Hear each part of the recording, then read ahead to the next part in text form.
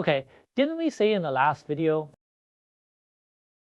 GS using this HTTP, SHTTP. Download this toast remotely, and then you only need to update this toast every time. But I also needed to have a Git version record. This way, I know what I do every time and can be rolled back at any time. Instead of this code, I delete, I forget. Then we use Docker, building an open source Git repository. First of all, when I demonstrate here, is to use docxlq on Windows.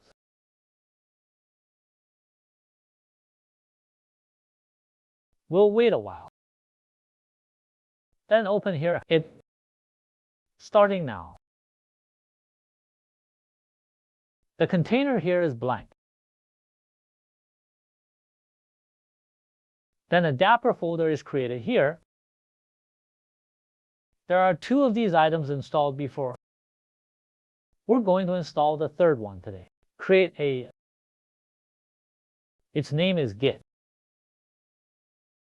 It only requires 1 CPU. 11 GB memory will do. Super lightweight, better than GitLab. Then we go in. Pause here. I'll check the AI. See how a COM is deployed.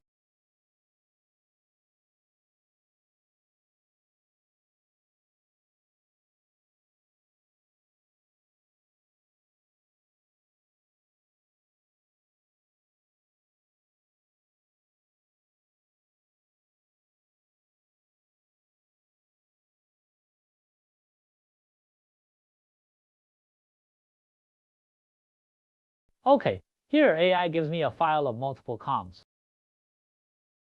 Then let's open it here. Go to this folder. And then we write code into it.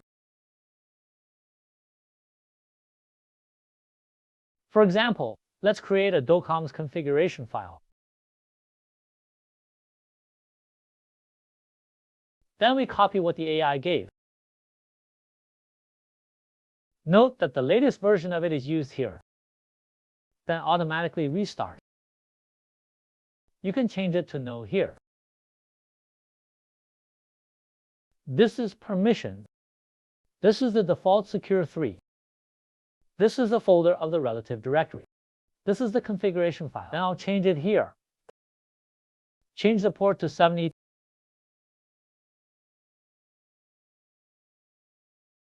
This is not needed for the time being. Okay, we can start it after the change.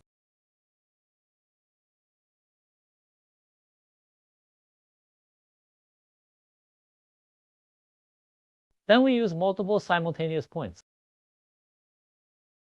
Pull up, take mirror image,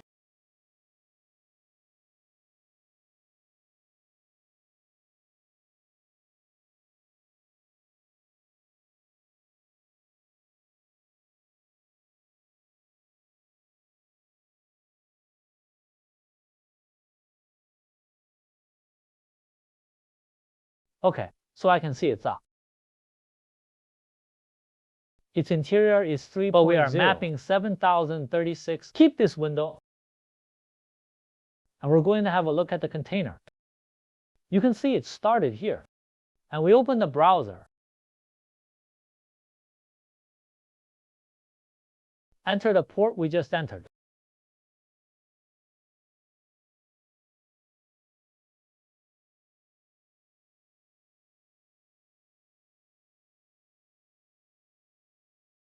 Then the default is this circle light. Let's keep the default, optimize later. The name of this user, just default. Remember this name, and nothing changes. Currently going to this local host, and then we click to install.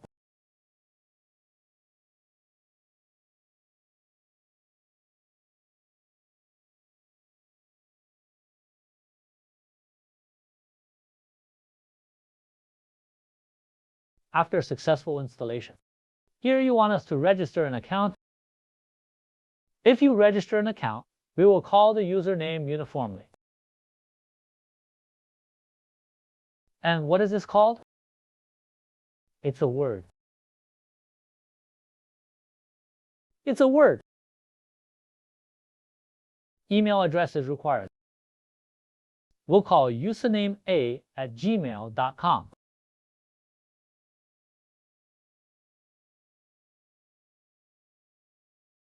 Then we click Register. After registration, we will enter our page. Then we can start using it at this time.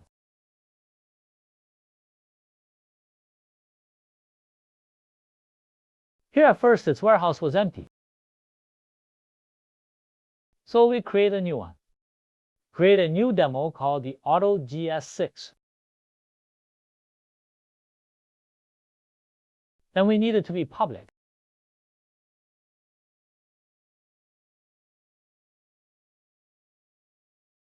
Others keep the default. Click Create. After creating it, our one is displayed here. Usage matters. Then here I create a folder. The same is true of our HTTP.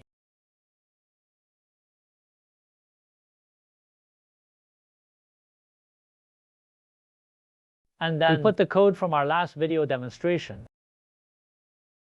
Copy it here. Create a code like this for it first.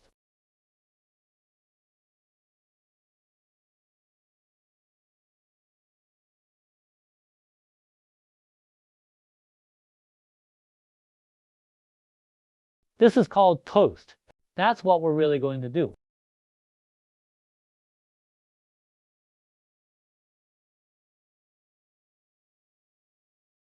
And then we scroll down. Click Submit.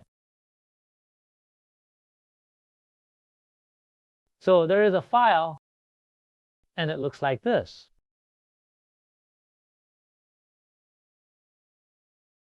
And then we can see that he has one of these. This address is his file. We'll use this address later. Okay. And then we come back here, open in a new window. Then we create a new file. Return to this project directory. Create a file. This is our HTTP. To quote our document. And then we do the same thing by opening up the copy. Of course, we need to change the address to it. This way, it will use this GS file. As long as we change it, we can pull it remotely. And you can save version records.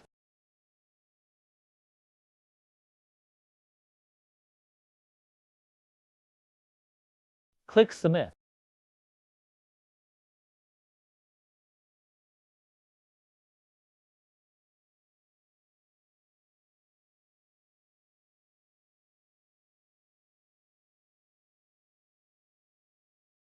After clicking Submit, we will do it later. This file will download it and pass it on to our mobile phones. And then finally quote this one document. Okay, let's start our Android.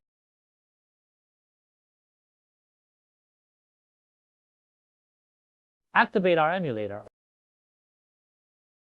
Open emulator.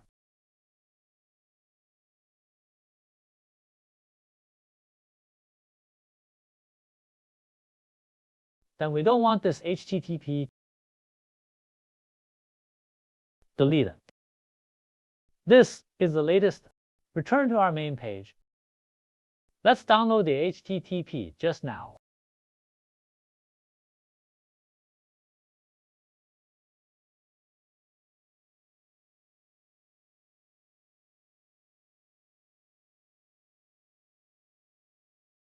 Then put it in this file. And we're going to use this and throw it. Take a look at the file manager. This is the file we just got.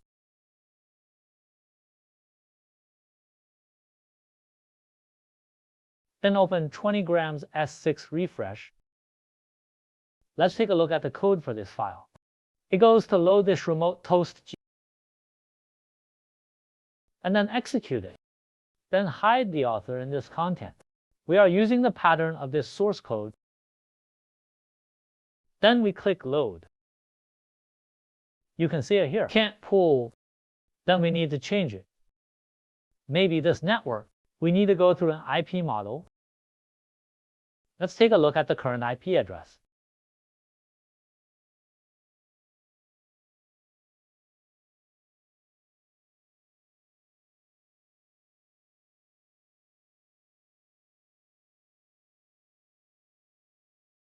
Let's try changing the address.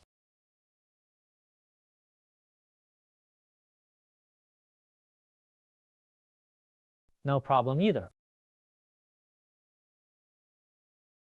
Then let's change this address to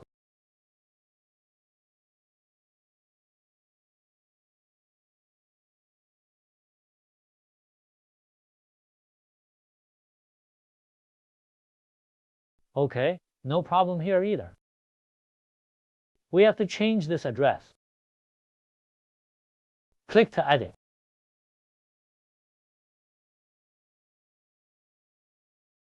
Then we enter the username. Because we lost our login account status, enter password. Remember our login card. Then let's go to this address now. Change to the Internet Protocol address just now. Here is what I want, like change our IGDPU IL.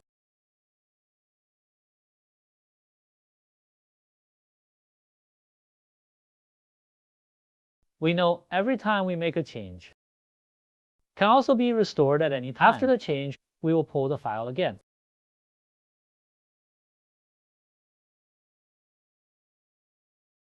Save it to our folder. Then these codes can be ignored. In order to make a distinction, let's change the name. Of course, you can also leave it here. In the same way, we throw it on the phone. Then drop down and refresh in Australia GS6. There it is. Click to execute. Here is the HTTP load test. What it loads is actually this one. OK, then we'll modify it. Modify this content online. Also, this content, then we go to edit. HTTP, for example, this is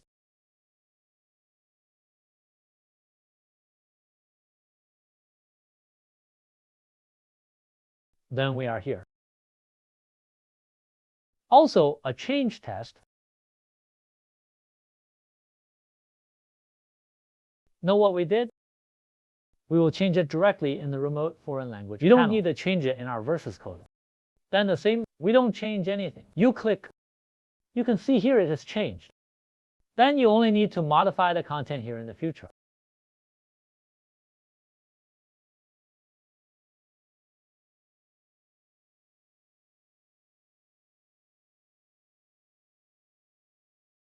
Modify the content here.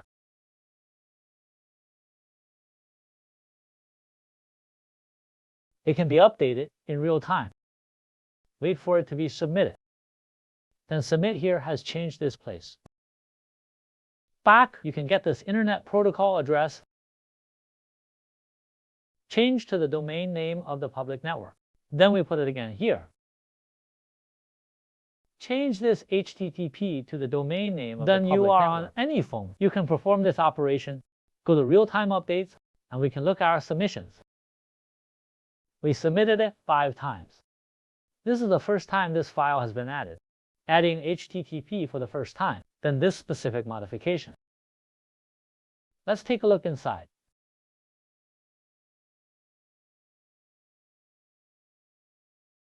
Let's take a look at the submission. Take a look at this message. It modifies these. We can all see clearly, and there's always this library. So the first remote execution I requested was achieved. Second, externally editing our content also achieved.